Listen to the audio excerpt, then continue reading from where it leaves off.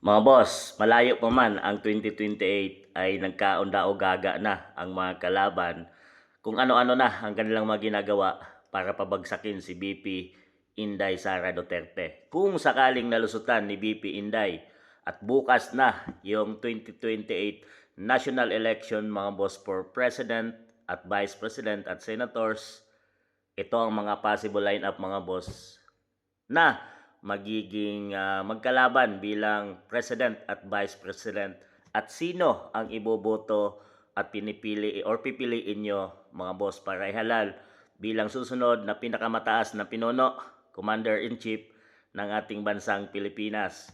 Vote wisely mga boss dahil dito nakasalalay ang kinabukasan ng ating bansang Pilipinas.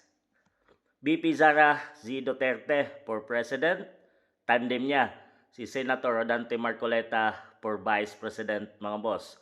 So ang magiging kalaban nila, DILG John Beck Remulla for President, Ombudsman Boying Remulla for Vice President.